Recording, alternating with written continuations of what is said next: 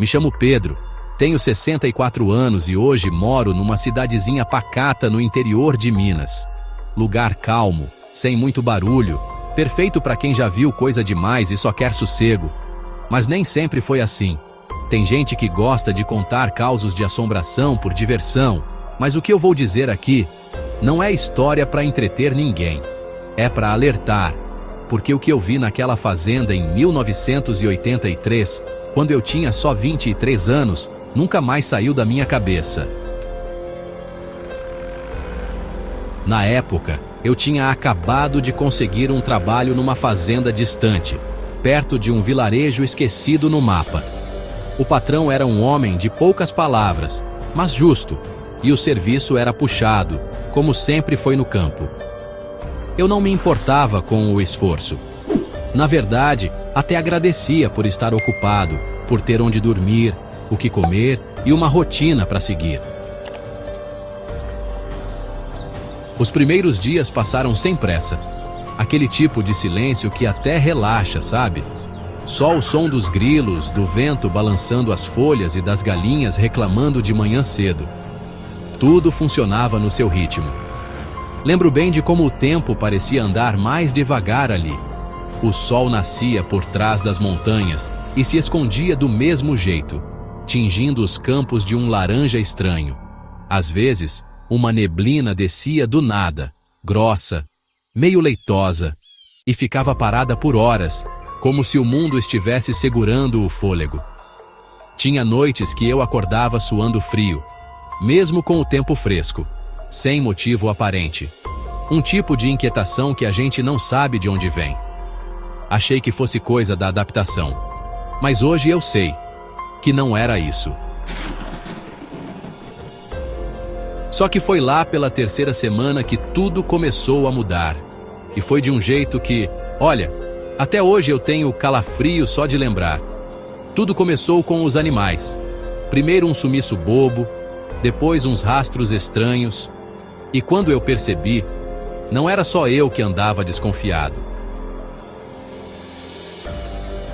Porque naquela terra, onde o silêncio reinava soberano, começaram a surgir sons que não pertenciam a nenhum bicho que eu conhecia.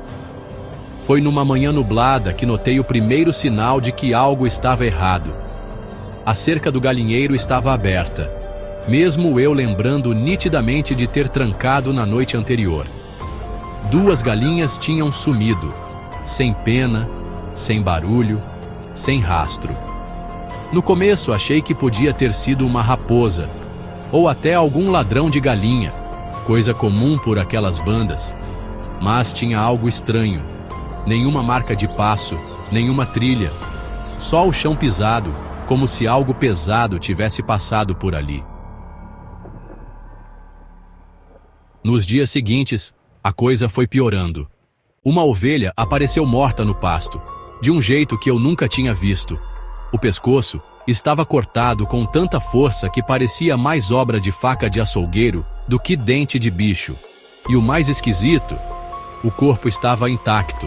Nenhum pedaço comido, nenhuma mordida, só sangue, muito sangue, espalhado pela grama como se alguém tivesse jogado um balde. Falei com o patrão, um homem velho, calejado pelo tempo e pelo mato, que mal levantava a cabeça do cigarro enrolado. Ele me olhou de canto, soprou a fumaça e disse: "Pedro, tem coisa que a gente aprende a não mexer." Aquilo me calou, mas não acalmou. Naquela noite, travei as portas, fechei janelas, deitei cedo. Mesmo assim, o sono não veio. Lá pela meia-noite, comecei a ouvir um barulho lá fora.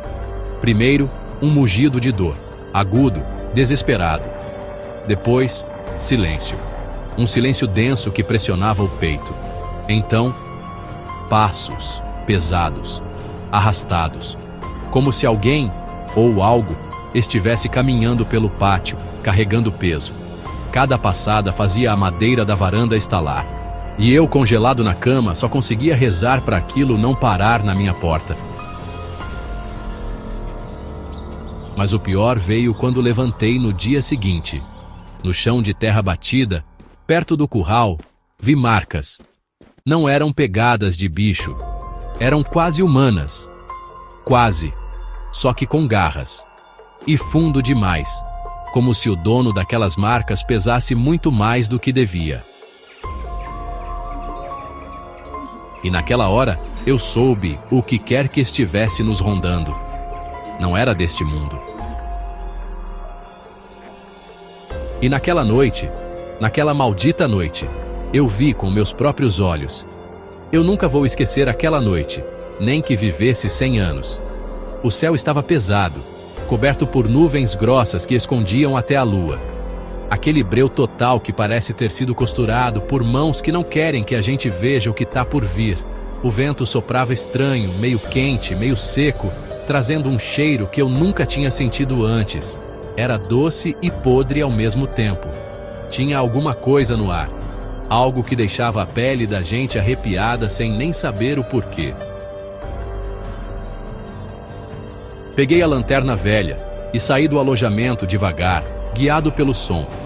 Um arranhar baixo, arrastado, vindo lá dos fundos do celeiro.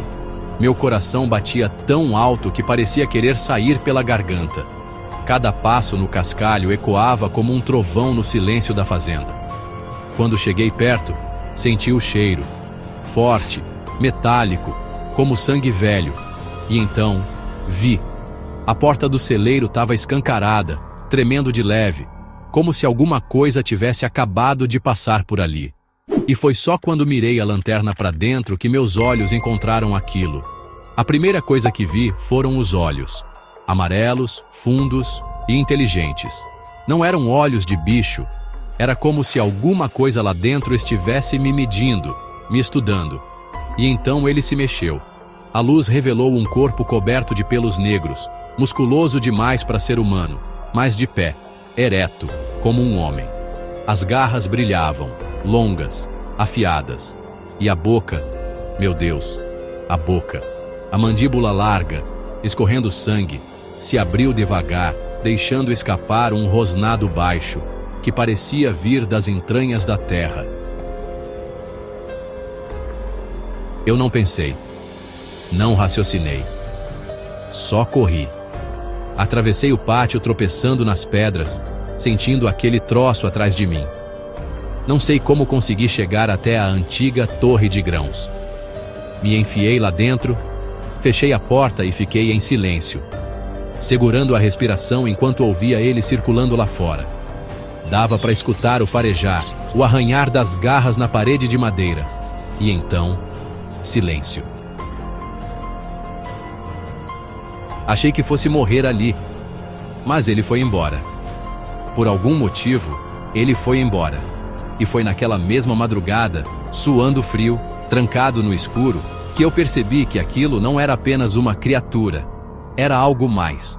Algo que parecia conhecer aquele lugar melhor do que qualquer um de nós. Mas o que me assombra até hoje não foi ter sobrevivido. Foi o que eu descobri depois, quando tentei entender de onde aquilo veio e por que me deixou viver. No dia seguinte eu estava um trapo. Mal dormi, mal comi, mas fui trabalhar. Mãos trêmulas, olhar varrendo cada canto da fazenda como se aquilo pudesse me proteger. Mas por dentro, eu já sabia.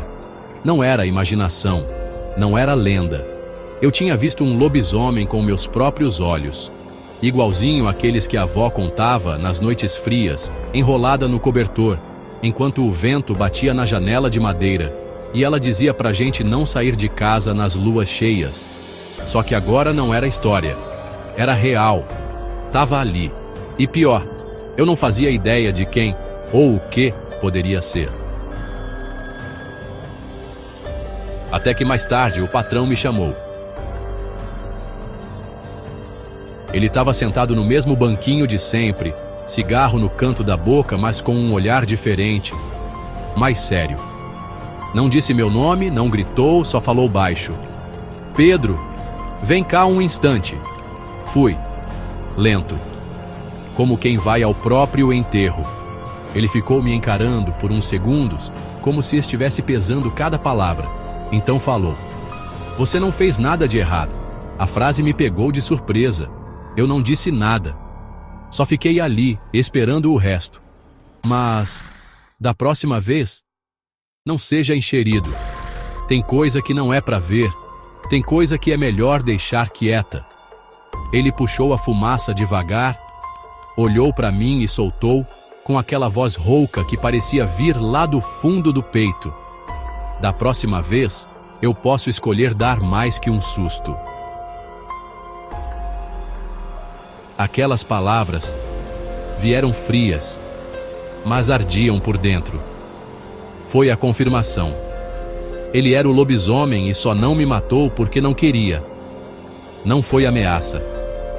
Foi aviso. Foi a confirmação de tudo que meu instinto gritava desde a primeira noite. Naquela hora, eu só assenti com a cabeça. Virei as costas e saí devagar, sem dizer uma palavra. Na semana seguinte, fui embora. Sem despedida, sem bilhete, sem explicação. Nunca mais pus os pés naquela fazenda. E também nunca mais ouvi falar do velho patrão.